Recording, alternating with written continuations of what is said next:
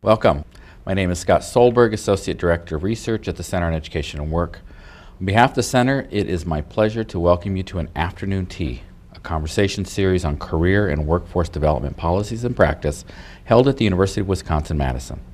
An afternoon tea is also being co-sponsored by the Department of Counseling Psychology and the Wisconsin Career Development Association. Our guest today is Ellen Henson. Until recently, Ellen was the Senior Employment Services Specialist with the International Labor Organization in Geneva, Switzerland. She is co-author of the ILO publication, The Public Employment Service in a Changing Labor Market, which has been translated into 13 languages. She's been a major contributor to ILO publications on career guidance, labor market information systems, and the regulation of private employment agencies. Ms. Henson also conducted a program and management assessments of national employment services around the world and assisted the ministries of labor to draft legislation regarding the operation of public employment services and private employment agencies. She provided technical support to a number of ILO technical cooperation projects throughout the world, participated in training and policy discussions in various settings on employment services and topics. Sounds very busy. Ellen, thank you and for being our guest, and welcome to an afternoon tea. Thank you. I'm happy to be here. Our title is Global Challenges, Career Development Needs of Low and Middle Income Countries. And I understand that the International Labor Organization is very focused on these countries, but I thought as to get started, maybe you could just explain what exactly the ILO is and what are some of the activities that you do. All right. Well, the International Labor Organization isn't quite so well known in the United States as other countries, but actually it's one of the specialized agencies of the United Nations. People in the U.S. may be more familiar with the World Health Organization or the International Atomic Energy Agency, but the United Nations has a number of specialized agencies that really do the technical work in various fields. The ILO is responsible for labor and employment issues, and the ILO is unique in the UN system for two reasons. One is that actually, whereas the United Nations was created after World War II, the ILO was created in 1919 after World War I as part of the Treaty of Versailles. And it was actually created at that time because that was at the time of the Russian Revolution as well, and the leading powers in North America and Europe were concerned about the spread of Bolshevism around the world. So they thought, we need an international organization that's going to try to harmonize the needs of workers with the needs of employers. So the second thing that makes the ILO unique in the UN agencies is that it's tripartite. Its governing structure is made up of governments, employers, and workers, and that gives it a little special flavor. But at the end of World War II, it was pulled into the UN structure. So it has a membership of 183 nations, and it's situated in Geneva, Geneva, Switzerland, which is the European headquarters of the United Nations. But it has 14 field offices around the world. Wow. And so there's an advocacy role going on as well as trying to gather the different kinds of labor market informations pieces, right? Right, yeah. Right. It's actually the mandate of the ILO is huge. I mean, we deal with issues from child labor is a big eradication of child labor is a big issue. Maritime, the rights of maritime workers, migration issues, promotion of micro-enterprises, the enforcement of the conventions, which is the international law regarding employment and labor issues, and improvement of labor market information statistics, improvement of ministries of labor in all of their functions. And so I'm looking for the graduate program that leads to that. A person who goes into something like that. Tell us your story. How did you find yourself in Switzerland in the ILO? Well, In retrospect, my career path might seem logical, but of course in progress it never feels that way.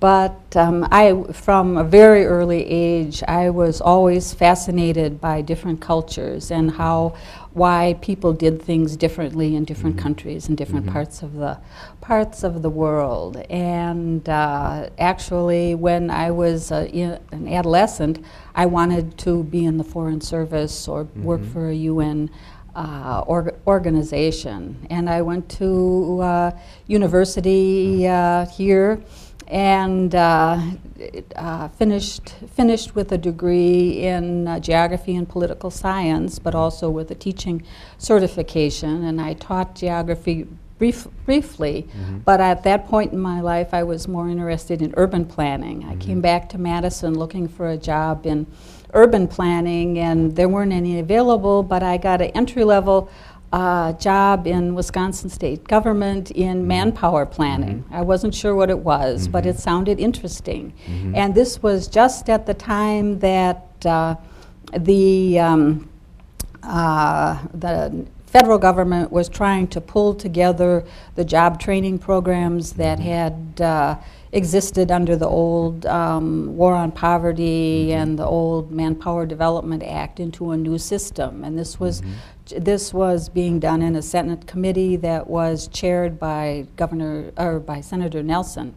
And so I was able to get in on helping to create the national legislation and set up the system in Wisconsin, did that, moved around to a few other state agencies, and did planning tasks. Then I decided I wanted to go back to school and get a master's, and I also wanted to travel.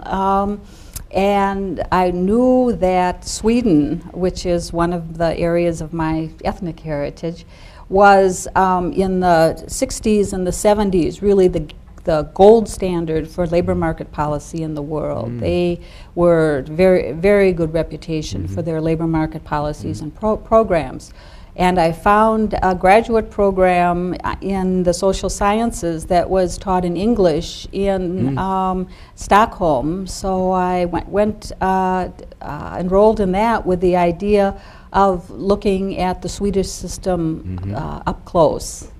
And I did that, then I came back to Wisconsin and got back involved in now employment and training planning, and worked in what's now the Wisconsin Department of Workforce Development for 15 years, doing various things, several of which brought me in contact with your department. I worked with job training programs, with employment policy planning, and I finished as the state labor market information director. Wow. And of course, Wisconsin Careers gets a lot of their statistics from them. So that, as I understand it, they were working quite closely with you, because a lot of the fundamental components of good, accurate, and good quality career guidance is going to be based on the quality of the labor market information. Absolutely. Yeah. And I was on the board of WIS Careers for a number of years. Tell us a little bit about the whole. You did a thesis that looked at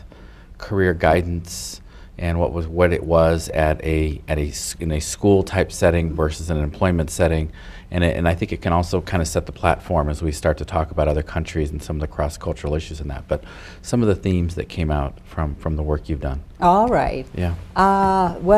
Actually, I did my graduate paper in Sweden on the difference between career counseling in the school system, the K through 12 system, and in the employment service. And I interviewed people, and the research was published in Sweden. And basically, what I learned was that in the school systems, the counseling was geared towards sending people on to further education, not so oriented towards the labor market. And in the employment service, of course, the pressure and the focus is getting people into the labor market. And while there was some communication between the two, it could have been improved, and people recognized that at the time. What was interesting was that 20 years later, when there was, in the early 2000s, a big initiative between the EU and the OECD and the World Bank a little bit to look at the career guidance area, and country studies done of 35 countries or so. One of the major findings was the same thing, was that the school systems are oriented towards moving people through the educational system, whereas the employment service, labor market services are oriented towards employment and immediate employment. And the focus being on needing to have career guidance as a centerpiece to this whole process. Right. Yeah. Right. And it seems like the EU has been doing, in the OECD, they have probably been leading the way in trying to get career guidance as a concept, a definition, and getting it back into some of the policies. I think so. I think the European Union in the last 5 to 8 years has particularly looked at their demographics and seen a need for lifelong learning and seeing how fast the labor market is changing. Some themes that are being emphasized in other countries, but I think there's been a lot of, a fair amount of energy put into that in European countries. And the International Center is something John McCarthy's heading up now. It was kind of a product of that. That's right. Of that whole process. Maybe you could just briefly touch on that, and kind of it seems like a model for being able to get the concept of career guidance back front and center in the policy area. Yes, well, the International Center for Career Guidance and Workforce Policy. Yeah, something like that. The web link is available, is a very good source of information for, at least in the developed world, I would say, but they're trying to make inroads into developing countries on policy initiatives, program initiatives to promote good practices in the world. Something else that's important about very important about the European Union is that the European Union has made huge investments over the last 15 years to bring what are now its new members in Central Europe and Eastern Europe up to the standards of the European Union, not just in career guidance, but in everything. Across the domains. And whereas, for instance, in Central Europe in the 90s, after the fall of the communism, the U.S. initially put quite a bit of money into development projects, but during that time and since then, the EU has made huge investments, and a lot of the networks that have been developed through the European Union have certainly benefited the older members too, but they've particularly benefited the newer members and what they call the countries that are trying to access into the Union. And now there are countries like Croatia, you know, that want to become EU members, and they're trying to meet those EU standards. And it seems like, as we're talking then, so these countries that are coming in would be considered more in the middle income level of the countries. And one of the ways that we can differentiate them in terms of low and middle is really the infrastructure that's in place, in our case, for labor market information and some of the career guidance policies and things. And so maybe that's kind of a good launching point. It seems like the EU has a lot of resources, the United States, Canada. We can count on things being on the internet. We can go out and find things that are written. We can gather those things together. Not the same as we start to cross over into some of the other countries. Absolutely. Infrastructure, really, if you look, if you want to start talking about career guidance across the world, there are probably three three things to look at. First of all, that's very ambitious, and it's dangerous to generalize, and you have to. I think it's maybe easiest to talk a little bit about the highest income countries and the lowest, the most challenged countries, but recognize that maybe the majority countries are somewhere in between, Sure. including, for instance, the Central European countries or Eastern European countries. But probably the three areas where that are notable to look at are values and economic opportunities and infrastructure. And you're right. I mean, even if you look at the middle income countries, it's not just things like IT access. It's the strength of their government. It's how well their government, their teachers are paid relative to the private sector. It's whether corruption is an issue in these countries. It's certainly things like things that we might take for granted, but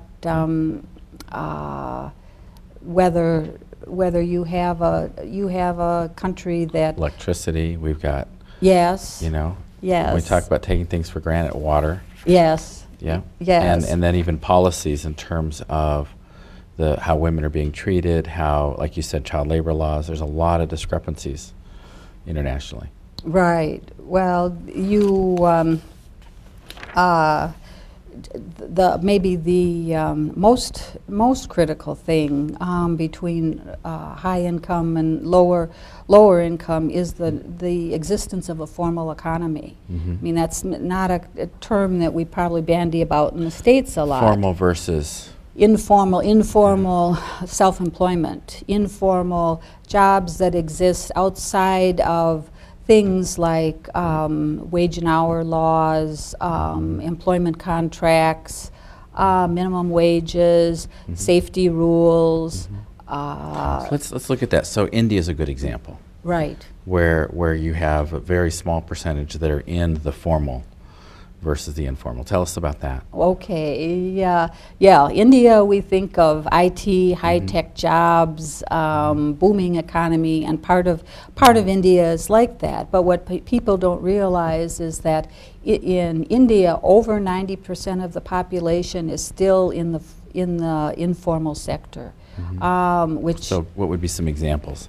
Agriculture, subsistence farming, bartering, self-employment, the little shops that small engine shops, or if you think of the Slumdog Millionaire, the people that are foraging off garbage dumps and selling things, people that disassemble computers that come in from all over the world and take the components out and sell off the sometimes toxic minerals and things like that. 90% of the Indian population are people in there, and they're not protected. A big part of the ILO's work, for example, is to try to do things to bring people out of the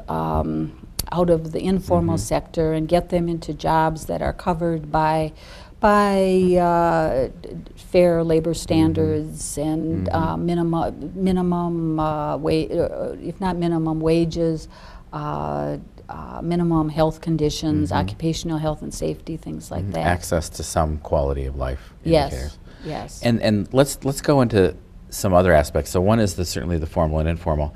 Another issue is the whole issue of values, and that there are many countries who would be in middle and even higher income countries that have certain job sectors that they're not going to do. Right. And that has an interesting implication for our lower income countries. Absolutely. Yeah. well, maybe to back up to talk about things that we take for granted about our own value structure. First of all, I mean, most Americans, when they think about careers, they think about not only just survival, but what's going to give them fulfillment. Yeah, meaning. Meaning. Life design. Yes, or even something they're interested in. Yeah. You know. And also in OECD industrialized countries, there's a strong emphasis on individual choice and on individual responsibility. This is also in a context of opportunities where there's meritocracy, where hard work is rewarded, where there's upward mobility. There's a feeling you can make your life better. Family and community constraints aren't as strong, and this you see when you look at developing countries. And also more recently, there's particularly an emphasis on the need for lifelong learning and to continue to learn and adapt. If you contrast that with developing countries, and again, you have to realize there's a spectrum. Yeah. You know, it's a wide range. There's all shades of this. But first of all, the whole society's orientation to the future. And here, this is a bit of a generalization, but you see difference in cultures. For example, Confucian cultures with a Confucian religious, more of a base are more oriented towards progress, towards individual improvement and individual improvement, working hard and for the community as well. Yeah. Whereas in Hindu based cultures, you see more of acceptance of the status quo, of acceptance of the world as it is, and maybe not quite such a dynamic to improve things. And now that's a generalization, but you can see evidence of that. The role of the state also, or the former role of the state in former communist countries, we found this in like working in southeastern Europe or in some of the former Eastern European countries, because in planned economies 20, 30 years ago, people were assigned jobs. They didn't think they were going to have much career choice, because the government they'd finish school and the government would assign the job and they would stay in that job. So that for those countries, and also for China and for Vietnam, who continue to be communist, but their economies have liberalized. The whole changing the mindset that you don't wait until you're given a job. You have to seek it out, and you'd have to take more responsibility. That's an incredible psychological shift. Right. Yes, but also status constraints, which is what you were asking about earlier.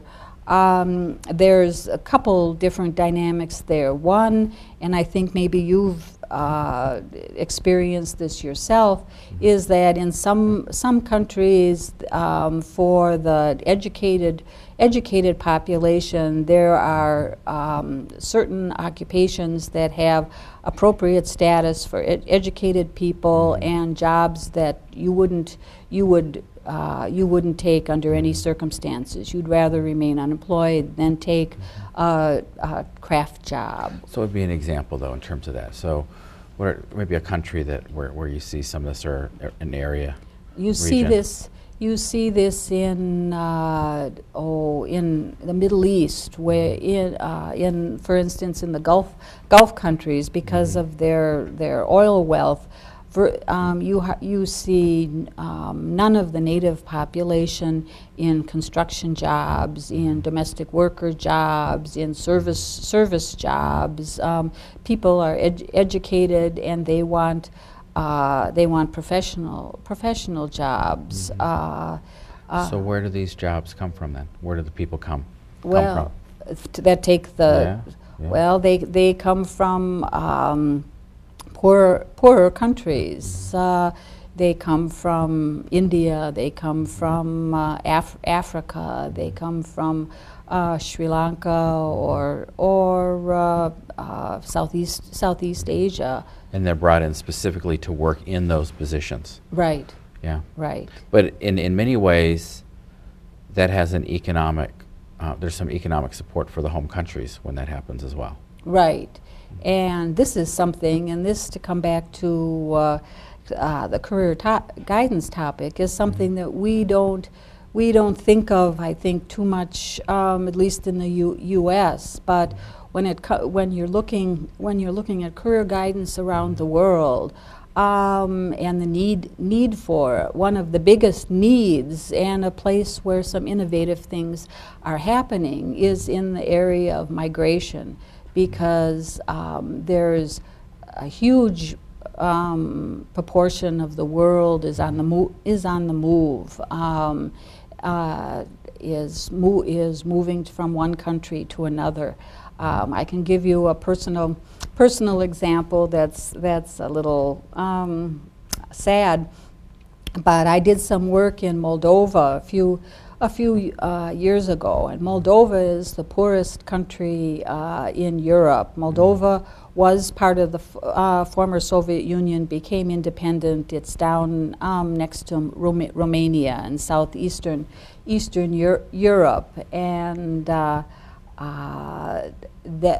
25% of the population of Moldova has gone abroad to work. I mean, if you would think about that in U.S. terms, it would be like 75 million of the best and brightest people in the United States had to emigrate because they didn't have employment opportunities.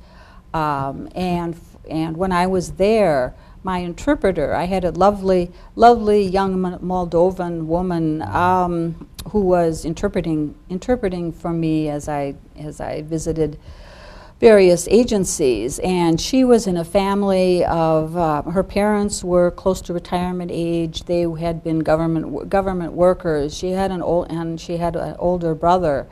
The older brother had emigrated to the United States a few years earlier, wasn't coming back.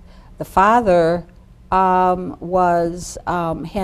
just left to go to Israel to work for a couple years because they had virtually no pension system for them, pension for them to live on in retirement. So he was in Israel, and the woman who was my interpreter was waiting for her visa to go to the U.S. to work as in the hospitality industry, and that came through while I was there. So here is a family of four, three of whom were emigrating or about to emigrate, and imagine and those are the people with the best opportunities. Yes. Yeah. Wow. So that's but those people send a lot of money back to their home countries, and there's some countries that really depend on remittances. Mexico is a country, Sure, and the Central American countries. Well, talk about the Philippines, because it sounds like they've got some very unique support systems in place. Yeah, the Philippines is really best practice for what they do with their for their overseas workers, and they have a huge number of overseas workers at all skill levels. Doctors and nurses, you'll see a lot of Filipino doctors and nurses in this country, and all the way down seamen. A lot of seamen working all over the world, domestic workers, and people in between. And they have actually an overseas employment agency, that separate overseas employment agency linked to their Department of Labor, that has a very extensive program to counsel people when they're first trying to make decisions about, should I emigrate, which countries might I go to, And then as they get closer to making decisions about this, the people will often get in contact with specific overseas recruitment agencies. Mm-hmm. The government helps with kind of screening those agencies, and then it helps with, there's actually a legal program that people have to go through so they know what their rights are if they're going to Hong Kong or something. And they also have a program when they come back to help them be reintegrated back into the Philippine economy. And that's a very unusual. But on the other hand, Europe has done a lot, particularly the last few years aside when the economies have slowed down. But Europe has done a lot, particularly And Ireland, I think, had some.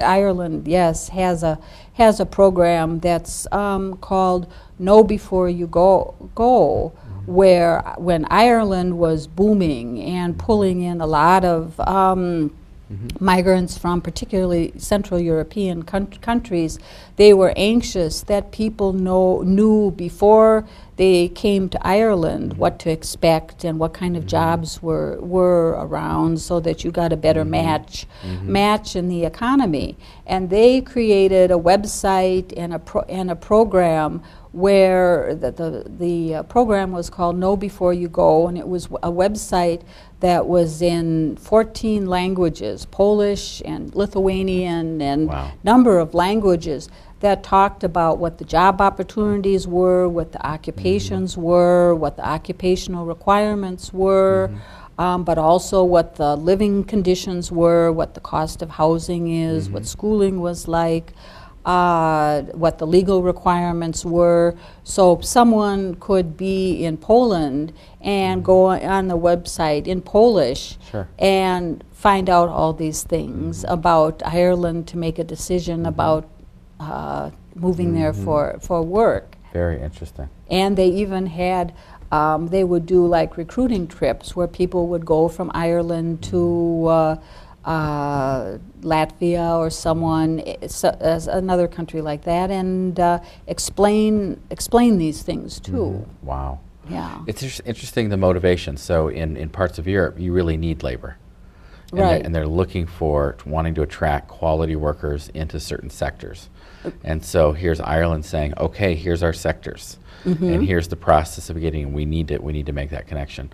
And all the way then to the Philippines, where you're setting up systems so you can be successful, because economically Philippines is going to gain by your being able to leave and go out and find good quality employment. Right. That's amazing. Yes, but also because they want to mitigate the problems where people come and they're not qualified. They come with the wrong expectations. That it doesn't serve anyone well. No, or where they can be exploited. Let's talk a little bit about as we look at lower income countries. One of the things that there's been projects, right, for hundreds of years. We're going to help those people do things that are hit and miss. And now there's a millennial project that's going on. So just maybe you could talk a little bit about some of the issues and challenges, what needs to be happening in a concerted effort to help build the infrastructure for career development, for workforce development, things like that. The infrastructure of the aid, or the infrastructure of the career development, or both. I mean, in a sense, we're trying to build labor market kinds of structures in place, and as you said, it begins in lower income countries with just building basic infrastructure, and working on trying to build the quality of life back up and stuff. And I just think it's profound to think about where we start with career development is really basic needs. And there is a UN has a big effort going on to try to support this now. That's maybe making more strides than people might realize. Right. I think this was the early 1990s, the UN got together and developed something called the Millennium Development goals. And the reason for developing those goals, this overall framework for development around the world, was that so much of development aid, as fine as it is kind of hit and miss. A project, and this isn't just in the workforce development or career guidance area. This is true across the board, but for a number of reasons. One, individual countries will make decisions about what countries they want to invest in and on what theme. I mean, you'll remember that a few years ago, there was the United States made a big commitment to AIDS prevention in the world, and at different times there are different themes, and different countries have different themes and different countries that they target for their own national interests, and these things are all happening independent of each other. So it's if you're Ghana, you know, one day Denmark is saying we want to invest in water in your country, water infrastructure development, and the next month you have Japan saying, oh well, we want to invest in basic education, and these countries have very small bureaucracies, so they're running here and there. So there was an effort to develop Millennium Development Goals, which are kind of an overall framework, and the national economic policies and the donors are supposed to kind of plug into this. And those Millennium Goals particularly target education, basic education, and also health issues and maternal and child health issues. So there's been a lot of investment in basic education. Education for all is the kind of the buzzword for that. For that one, yeah. And also maternal and child health. And I've just read very recently that there's been a significant improvement in maternal health in the last few years, but it's still a challenge to coordinate all these efforts. And it's quite interesting. Several months ago, I read an interview with Bill Gates, who was interviewed about the work that he and his foundation have been doing, particularly in the area of child health around the world, and particularly in the area of vaccination, immunization. And what he said that I thought was striking, and it certainly struck a bell with me, was that one of the big surprises for him is getting involved in the vaccination program was that he thought the real challenge was going to be in developing the vaccines for some of these diseases that have resisted treatment for a long time. Right. But he said at least as challenging has been the delivery of those vaccines, and he talked about, for example, the cold chain, where for a vaccine to be useful, you have to keep it refrigerated from the time it's developed to it gets you get it in the field to where it's going to be used, and in some places you just don't have electricity and you don't have the basic home infrastructure. No, refrigeration is not known. But in things like in our field, you have to recognize that basic education. I mean, in the poorest countries, you really have to work for literacy and basic education. You also have to work that in the educational systems, the upper secondary and the career and the technical college, and even in the university areas, that modernization of vocational and technical education is critical. I went into a vocational school in India a few years ago, and they were still using equipment that had been installed in 1959. Wow. when the school was built, because they didn't have any money to modernize, and some of the teachers had been maybe not teaching quite that long ago, but for a long time. And the notion, a lot of, for instance, in Africa, of the colleges and technical colleges were developed not long after the countries became independent, and some of them have locked in place. Now, there are other places that are moving ahead very quickly, but that's a problem. Wow. Another problem is labor market information and the lack of it. Yeah, and that's a big issue. Right. And just to kind of summarize, I mean, you're talking about countries where basic skills, availability of occupations, the country infrastructure where there's at least safety and some kind of, you talk about so much informal economy. In part that's because there hasn't been some kind of rules or policies put in place to support some of the entrepreneurials and some of the other different activities going on. Labor market information is a critical issue in this whole process, and this would be a good time maybe to talk a little bit about, and also even to get from your standpoint as an advocate from the ILO, what needs to happen in terms of some additional support to look at labor market information, to get it available and get things going. Yeah. Well, one thing you have to remember, if you go back to the issue of poor countries having a large informal economy, that if you have people working in the informal economy in self-employment, they're generally not registered, so you don't have business records, you don't have tax records, you don't have unemployment compensation records, because of course there isn't unemployment compensation in these countries, or the people aren't covered by it. So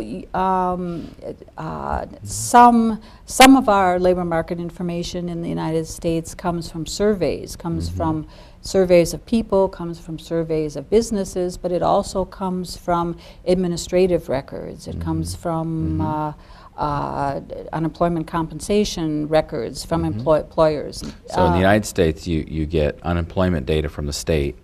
It gets dropped at the federal level, and then it can pool and tell us what are the industry sectors that people are working in, what are the ones that are the hot ones perhaps coming out. There's a lot of information that can happen. Absolutely. You don't have that in these other countries.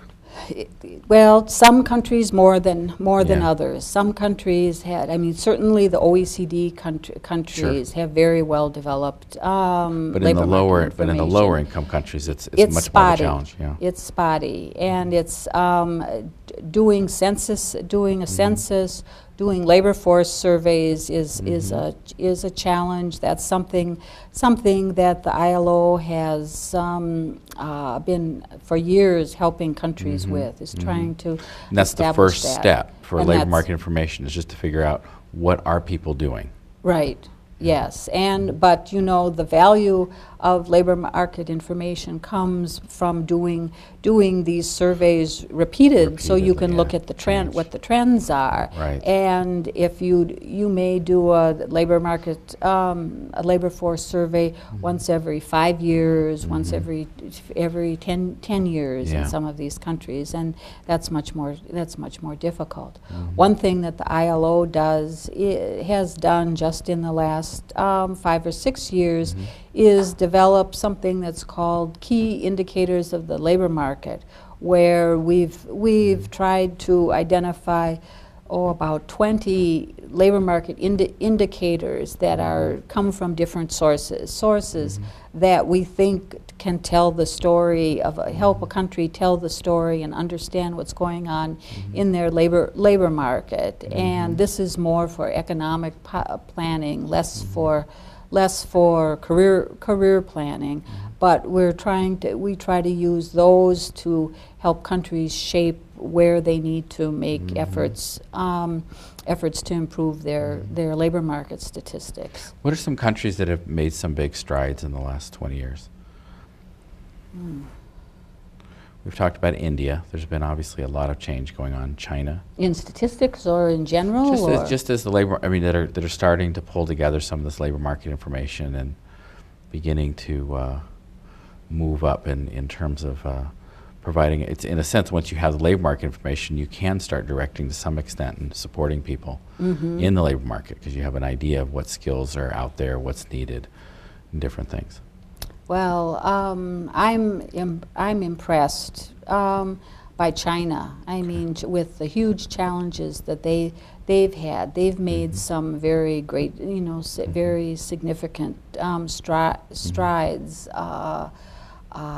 in the last 10 years or so. But countries like Barbados and Jamaica in the Caribbean have put together labor market information systems that are on the internet, and they've received assistance from the United States.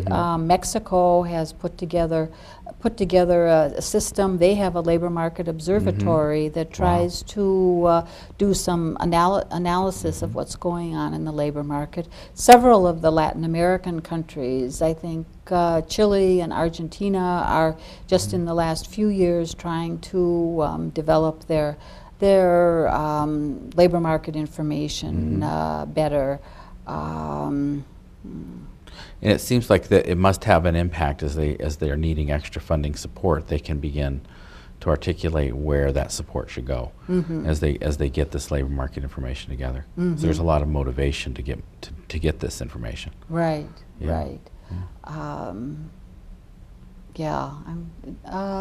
I think some of the North African countries are, again, they're getting assistance from the European Union, and they've been improving their labor market statistics. Sure. There are bright spots all over, but there's a lot of work still to be done. do. Yeah, Yes. a lot more to be done. We had a question come in actually from Heather about, and it's really having to do with the adult development, and probably in more of the higher income countries. There's a lot of emphasis now on continuous development and providing access to adults for career guidance and employment services. How does the U.S. and the EU compare in terms of how we're approaching this adult population? Well, actually, I can't. I'm really out of touch with the U.S. now. Because you've been off in Switzerland for so long. I've been in the rest of the world, and haven't kept up to date with the U.S. But I know that in this study that was done in the early 2000s by the OECD and the EU, they found one of the areas of weakness in the area of career guidance was preparing people for what they call active aging. So that I think they're making more efforts at that, but you have to realize that Europe is facing, even more so than the United States, a demographic issue with the aging of the population. So is Japan,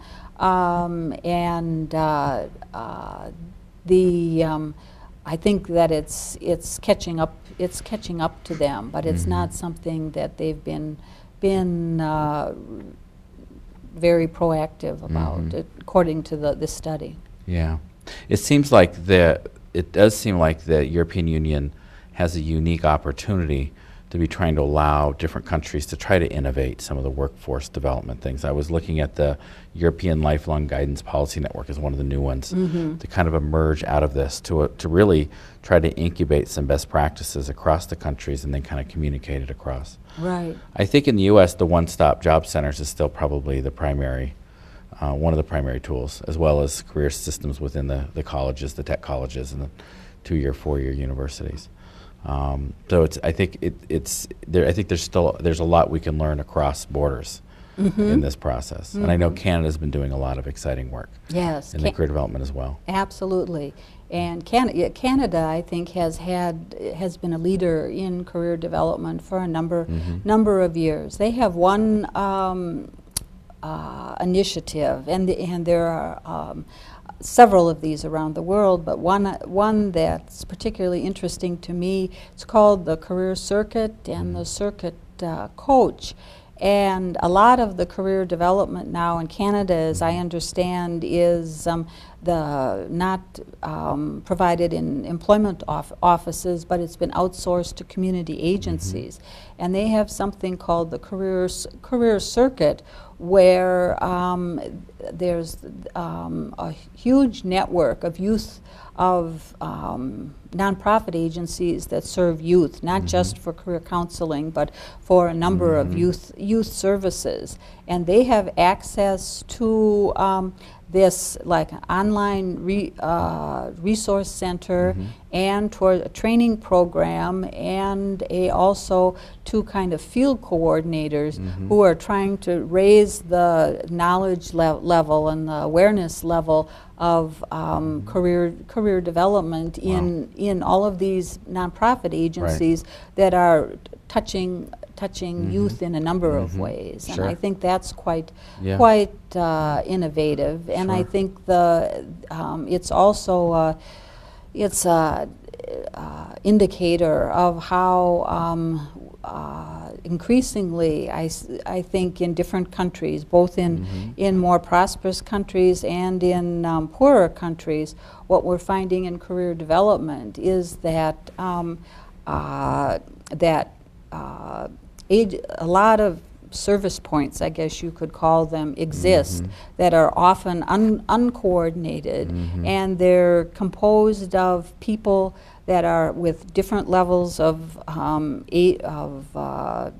preparation. In fact, in this European study I've been referencing, they found that the amount of training for people providing career development service varied from 3 weeks to 5 years. Wow. So you have people in different service points that are with different levels of education, with that are serving different client groups, that are in different types of organizations and different service levels. Some are very well resourced, some are not. And that increasingly, to be effective, people are going to have to learn to coordinate those kinds of resources and find ways to support those kinds of resources across all those variations. It's really about accessibility. Right. And I think, in the United States, the parallels we have would be the National Career Development Association's certified being a career development facilitator. Right. And then also the Institute on Educational Leadership has a whole collaborative of youth-serving organizations that are trying to work on the academic, the career, and the kinds of developmental skills. But it sounds like Canada has a lot of coordination going on with a lot of these different infrastructures. Well, I think they've been working hard. They've been working hard at. But actually, I mean, that's behind the Wisconsin Careers and being, getting that into career information systems job available. centers and schools and Right, things, that's and right. behind the job center That's concept. right. Oh, yeah, and making it a lifelong process. Right. So we have a question. I'm going to have a tough time pronouncing this person's name, so I apologize up front. But Sonia Frey Harper would like to know about your job. What were the main obstacles that you had in doing your work? And I think you could probably start with, there was how many in your office? 25, 30, 400? No, there were 1 to 2. 180 countries? How many countries were you in? 183 countries, and 1 to 2 people responsible for providing support to improving employment services, workforce development services, and regulating private employment agencies. Wow. You pick your battles. I guess you do. and I think, something we had talked about before we started was this idea that unfortunately you really had to have more of a helicopter perspective of this whole thing. Right. You really had to step on the bigger picture, and I guess that means really trying to focus on advocacy for policies. And I think you've done some big work trying to bring together countries to make certain agreements. Right. Maybe you could talk a little about that, because that's certainly one of the exciting things that I think must have happened from your work. Sure. Well, one of the most rewarding things that I did, and again, I have to say that the career guidance work that I did and the handbook that we published was kind of a side endeavor of mine. I worked on that for a few years. That wasn't the focus of my work, but I saw a huge need for that, and particularly after the research that was done in the OECD countries, it was clear that some effort needed to be done for the rest of the world. And this booklet, but just to kind of put in a little plug for it, you've basically gone through these many different countries and tried to pull out some of the practice strategies that are going on. Right, right. Because to address the issue of your caller, really one of the biggest issues is that it's really hard to bridge the gap between the systems, the infrastructure, the value structures that we have in the OECD, the upper income countries, and be able to translate that into the societies that we're trying to help. You can't just plunk. You can maybe take Wisconsin Careers and put it in Singapore, which is at the high end of a middle income. They have IT infrastructure, the online systems. Good South educational. Africa, it's going to be via cell phones. You're just not going to have Right. the same kind of IT infrastructure. And financing it is out of the question. So you have to find ways to build on what exists and make it realistic to be sustainable after a project ends, both in terms of the financial resources and also the human resource infrastructure. So that's a big that's a big challenge, and that's where a lot of international aid falls short, falls down.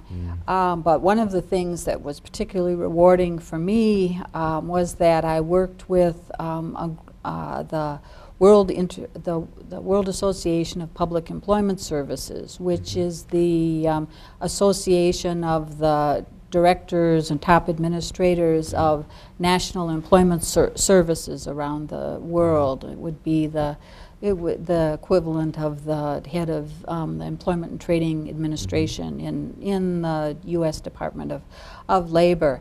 And it was about 85, 90 countries. That was small budget. Its staff were loaned from National Employment Services, but they provided seminars and workshops on different topics around the world. And one of the real values of them was we could attend those meetings and pick up a lot of information on what was going on where in the world and what countries were doing things that were interesting and worth investigating. Because one of the difficult things about doing research at the international level is that if you get out of Europe, North America, Australia, New Zealand, and a few other countries, it's very hard to find information. I mean, on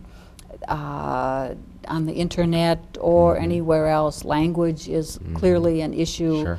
But just to find information in a language that you can understand, French, English, or Spanish is a challenge. Wow. So this organization was particularly good to try to find things. But for the career guidance handbook, as I said, after this exhaustive research on Europe, mainly Europe and North America and the other OECD countries, although the U.S. was not involved in this. The thought is how, with a much smaller amount of resources, could we begin to look at the rest of the world and incorporate some of the good practices in developing countries. Sure. So we got a firm that did data mining in general in the whole, in areas related to employment and labor, that worked in 5 or 6 languages, and they did an internet search to try to find 500, 600 sites that had anything to do with career guidance in English, Spanish, or French. And then I used a couple techniques and a couple experts, including someone who's sitting in the audience here today, who is a former SOIC director in Wisconsin, to screen some of those resources and try using a number of criteria. And then we used some other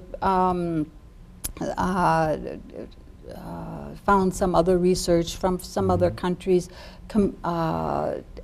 commissioned a few papers from people who were working internationally, and then we did a first draft. And the idea with this particular handbook, which I thought would be useful, was rather than to write another handbook on, you know, what color is your parachute kind of handbook, which actually someone else had tried a few years earlier, and it was very Western, U.S. oriented, IT, you know, oriented.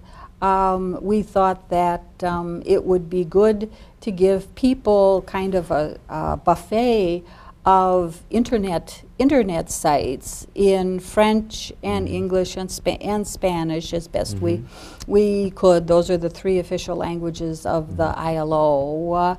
And let them see what were good practices, both in developing, both in upper income countries, as well as the developing. and in where there are good practices in middle and lower income countries, and let them pick and choose. And the idea was that they wouldn't all develop their own websites, but for instance, if they wanted to put together a job guide for youth, you know, a paper, a print, a little print handbook or something to give to youth, that they could look at these websites, and there are lots of examples on websites in the different languages that could be adapted to print, which is more practical in a lot of lower income countries. So that was how the idea for the handbook evolved. And it really, I mean, you take the limited resources you have in terms of time and people, and you put a collection like this together, and as you indicated, countries can kind of see where they fit, but they can also compare where they can go, you know, and they can start to see some of the other practices and see that as these countries are developing different levels of infrastructure, new possibilities can emerge. And it's just really, it's a very exciting piece. Well, and it's a little, and it's also plays on the fact that if your neighbor is, doing something, you better just be, like the states in the U.S., you know, Sure. if Minnesota is doing something, Wisconsin is going to pay attention to that. That's right. Very good. Or the other way around, too. Or the other way around. I want to clarify that. All right. Well, thank you. Well, this has been an afternoon tea with the Center on Education and Work at the University of Wisconsin-Madison. Do visit our website at cew.wisc.edu to find out about our annual careers conference, our online career information system, the WISC Careers and Career Locker, as well as our other professional development opportunities related to translating the career and workforce policy and research into practice. Look to our afternoon tea website to find out how to gain continuing education credit for viewing the tea conversations, as well as links to view any of the tea conversations. We have a number at this point that we have at least 12 now that are up and running. We had 4 from local, as well as 8 that have been more of a national, international character. I want to thank Bernard Sue for his invaluable help in coordinating the event, along with Nancy Mitchell and Anthony Hernandez for the graphic support. I want to thank our co-sponsors, the Department of Counseling Psychology and the Wisconsin Career Development Association, the Pyle Center as well for the UW Extension facility for its technology support, and just all the behind-the-scenes things that they do to make this afternoon tea available to an international audience. So on behalf of the Center on Education and Work, I want to express our thanks to Ellen Henson for today's conversation. Thank you very much. It was very nice. It's a pleasure.